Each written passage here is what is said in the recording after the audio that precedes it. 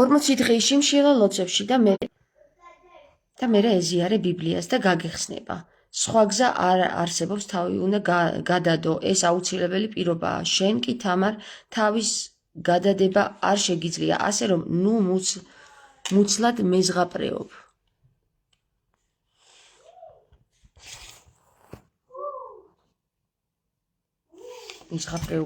მეზღაპრეობაზე მოგიყვებით ახლა მეგობრებო რაღაცას რა.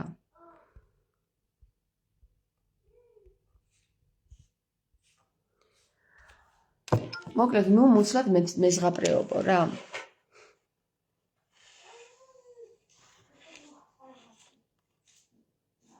აგ წაიკითხოს ყველა ვისაც აინტერესებს ეს საკითხი. თუ რაზე ვსაუბრობ დღეს, მოიცა?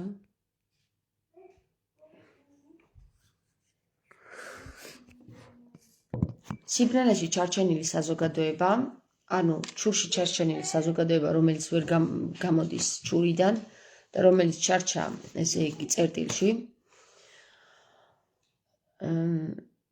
ამბობს, რომ მეზღაპრეობ თურმე, მეზღაპრეობა არის ის, რომ რეალურად თვალს გაუსწორებ იმ საკითხებს, რაც დღეს როგორც ზღაპარი ისე დაგვიდეს და გვეუბნებიან, რომ აი პატარა გოგო, 12 წლის გოგო დააორსულა ღმერთმა, მერე მარიამმა გააჩინა იესო, ხო, მარიამს კაცი არ უნახავს და ღმერთმა დააორსულა ის, პატარა გოგო, 14 წლის. მერე ამ პატარა გოგომ გააჩინა შვილი, გაზარდა, 33 წლის რო იყო ქრისტე ჩამოვიდა, ისევ იმ ადგილზე დაბრუნა, სადაც იყო, მერე ის მოკლეს და მერე ის თვალწინ მოუკლეს იმ პატარა გოგოს, რომელი გოგოც ღმერთმა დააორსულა, შვილი გააჩენინა, თვალწინ უცემა, დაკლა და მერე აღადგინა. და თურმე ის ზღაპარი არის, რასაც მე ვყვები, რომ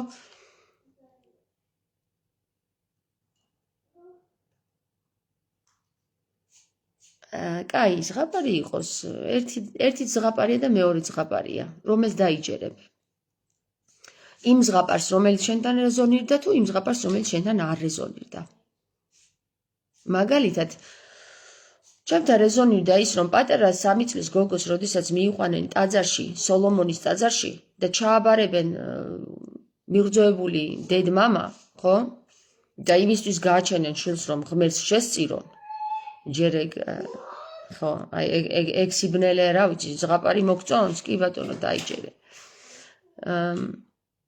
და მერე ამ გოგოს ღმერთი აორსულებს, ანუ რა ბედზე დაიბადა ეს აწყალი ბავშვი, ჯერ თავის მშობლებმა მიათხრილა სადღაც ტაძარში ვიღაცა პედოფილებს. მერე ღმერთი აორსულებს, ჯერ დედას მოსწყვიტა ღმერთმა, გესმის? მერე დააორსულა პატარა ბავშვი, მერე შვილი გააჩენინა, მერე თვალწინ უწამა, მერე ჯვარს უცვა წინ და აუ, ეგ არის მაგარი ღმერთი? ეგ არის ქრისტეს ღმერთი? აუ, მაგარი ზღაპარია. ძალიან მაგარი ზღაპარია, რა ვიცი, თავის არსში კარგად მოგონილი ზღაპარია კაცობრიობის დასაჩრუნებლად კი. მაგრამ ბოდიშით რა, ანუ თქვენ თუ გინდათ მაგ ჩურში ყოფნა, მე არ მინდა მაგ ჩურში ყოფნა რა. გავიზარდე, გამოვედი ჩურიდან და გავხდი ბავშვი და ბავშვის ბანიდან საუბრობ ახლა რა, რომ ეგ ზღაპარი, ხო, ვინც მოიგონა, მაგარი სადისტური ზღაპარია. მე გეტყვით უკეთეს ზღაპარს. უკეთესი ზღაპარი არის ასეთი, პატარა გოგო, რომელიც გააჩინეს ბებერმა, ცოლ-ქმარმა და არ ჰქონდათ იმის საშუალება, რომ გაეზარდა თვითონ თავისთან, წაიყვანეს და ტაძარში ჩააბარის ყველაზე საუკეთესო ადგილი ეგონათ, რომ იყო, იმიტომ რომ მორწმუნეები იყვნენ. ამ ტაძარში ეს გოგო, პატარა გოგო, სადაც მოსული იყო ბავშვების, რასაც დღეს ვიგებთ, აი ის, ხო, ბავშვებს თურმე რას უშვება საზოგადოება, ელიტ საზოგადოება, სადაც მოსული იყო ყველანაირად ბავშვი თუ ღმერთს მიუძღვნეს მშობლებმა, რაც გინდა ის უქნა. ხო და რაც უნდათ ის უქნეს. მერე როდესაც მუცელი ეზრდება ამ გოგოს, მოუპოვებენ ვიღაცა პატიოსან კაცს, რომელსაც ეთქვენ, აი ხა შენ დაეტევი მან ამ გოგოს მოული. თორე საზოგადოება ჩვენ აგვიმხედრდება, გესმის? ხო და მოუვლის მერე იოსები. გააჩენს შვილს, კარგი ტიპია იოსები. უყვარს ეს ბავშვი, რომელიც არაკანონიერად გაჩნდა.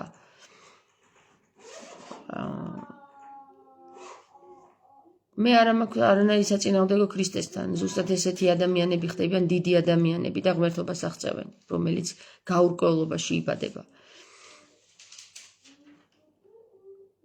მოდის ეს ადამიანი განისწავლება, მოდის, ამკვიდრებს ნათელ სიტყვას. ეს ნათელი სიტყვა არ ევასება იმ საზოგადოებას, რომელიც საზოგადოებაც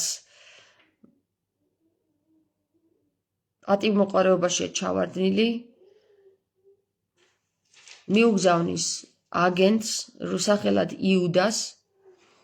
იუდა მაგარი განსწავლული გახდება ქრისტეს მიერ და საბოლოო ჯამში იმ ინფორმაციებს, რასაც ქრისტესთან ისმენს, რაბებთან ყვება. საბოლოო ჯამში რაბები რო დაიჭერენ ქრისტეს, იუდა აღუდგება ამათ წინ, რომ გაუტრაკებს, რომ ეს რას აკეთებთ თქვენო, რაში ხომ არ გაქვთო? და რაბებს არ დაევასებათ, იუდას კლავს. თვითონ ეს რაბებთა საზოგადოება, იმიტომ რომ იუდას ინფორმაციები აქვს და თუ იესოს კლავენ, იმიტომ რომ ნათელი სიტყვა არ გამოიტანოს ხალხში, მაშინ იუდა იზავს ამას, ამიტომ იუდასაც თავიდან იშორებენ და ქრისტესაც თავიდან იშორებენ. მაგარი ზღაპარია ესეც და ისიც მაგარი ზღაპარია, რომ იუდამ გასცა თურმე არ იცოდნენ რაბებმა ვის დასდევდნენ მოსაკლავად, როგორ გამოიყურებოდა არ იცოდნენ. ახლა მე ვიღაცაზე გაკრეფილი მაქვს და არ ვიცი ვიზე მაქვს გაკრეფილი და მოკლა მინდა იმის. კარგი ზღაპარია, მომწონს ეგ ზღაპარიც. არა უშავს რა. ხო, ოღონდ სხვა ჭრილში, ახლა საზოგადოება ჩურში დარჩენილების თვის კარგია ეგ ზღაპარი, მაგრამ საზოგადოება ჩურიდან გამოსულებისთვის უკვე სხვა ზღაპარია საჭირო. ამიტომ ორივე ზღაპარია და რომელსაც გინდა იმას მიიღებ. ხვდები ხო? ხვდები სათხარ ხო? ხო, ვიღაცამ კითხა ღმერთზე მეტი იციო? ღმერთზე მეტი ჯერ რატოს ამაკითხოს არ ვიცი, მაგრამ ღმერთზე მეტი რა უნდა იცოდე, რომც იცოდე რაში გამოგადგება. ღმერთს ვერ გასცდა საზოგადოება, ხო? ხო, ნუ მოკლედ ეს სრული შოკი იქნება საზოგადოებისთვის, ახლა რაც მე გავაშღერე, გინდა ზღაპარი დაარქვით, გინდა წმინდა წერილი, გინდა გაცხადება, გინდა თამარის ბოდვა, გინდა რაც გინდა ის დაარქვით რა, კაცობრიობა მაინც იმას არქმევს ყველაფერს, როგორც თვითონ სურს. მაგრამ მე გეტყვით რეალურად თუ გინდათ მკითხოთ, საიდან მომივიდა ეს გაცხადება, გეტყვით. განი ვხსენი, ანუ განი გავხსენი და გავიხსენე, რაც მოხდა. ძალიან მარტივია მეგობრებო ყველაფერი. თუ ჩურში აღარ ზიხარ და გან ხსნილი გაქვს, ანუ გახსნილი გაქვს, ხო? მაშინ გახსენებულიც გაქვს და განიც ხსნილია და ხსნილიც არის. მას განხსნილად ვაცხადებ ყოველივე იმ ამბავს, როგორიც თქვენ გსურთ რომ იცოდეთ და როგორიც მე მოგიყევით. ყველას იმის ჯერა, რაც მას შინაარსში რეზონირდება. ხვდები ხო, მე ჩემთან არ რეზონირდება ის ღმერთი, რომელი ღმერთიც ჯერ ბავშვს ხმარობს, მერე თვალწინ უკლავს თავის შვილს, ეს ღმერთი თქვენი იყოს, მე მყავს სხვა ღმერთი, რომელზეც ქრისტე საუბრობდა რეალურად. ჩემი ღმერთი ის ქრისტეა, რომელიც ამ საზიზღარი ისტორიის შედეგად იშვა, მაგრამ მაინც ჩვენთვის სინათლის შემოსატანად იღვაცა. აი ეს არის ჩემთვის ღმერთი და არა ის ღმერთი, რომელიც 12 წლის ბავშვს აორსულებს, მერე ამ ბავშვს ჯერ დედას ართმევს, 3 წლის ასაკში, მამას ართმევს, ვიღაცა ყლინჯებთან ზრდის, რომელიც ბავშვს აორსულებენ და შემდეგ ნუ ხო, ერთმა დააორსულა, ღმერთი, რომელიც ბავშვს აორსულებს, შვილს აჩენინებს, დედის წიაღის მოკლებული ყავს და მერე ამ შვილსაც თვალწინ უკლავს. ბიჭო, ვინ ჩემი ფეხების ღმერთია ეგ? ვინ ყლინჯი ღმერთია ეგ, გამაგებინეთ. თქვენი ყლინჯი ღმერთი. ეგ ჩემი ღმერთი არ არის. ოკეი? იყავით ჩურში რა. იყავით, არავინ არ გეუბნებათ, მანდედან გამოდით. მე იმ ხალხისთვის არ ვსაუბრობ, ვინ ჩურში ზის.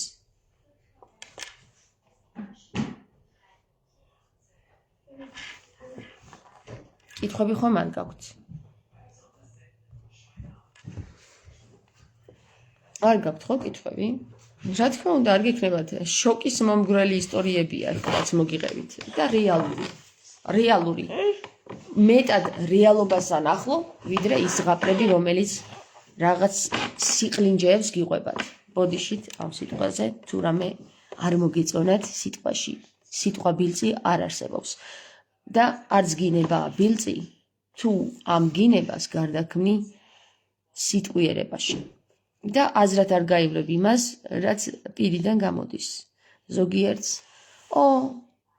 გოგო, სამებაზე რო საუბრობდა, მაგიტომ ვუსმენდითო და ეხლა რეებს კადრულობსო. რეებს კადრულობს შენი საზოგადოება, იმაზე იფიქრე. ამ გოგოს გინებაზე რო არ შეწუხდე. დავიმშვიდობოთ ბაიებს? ხა.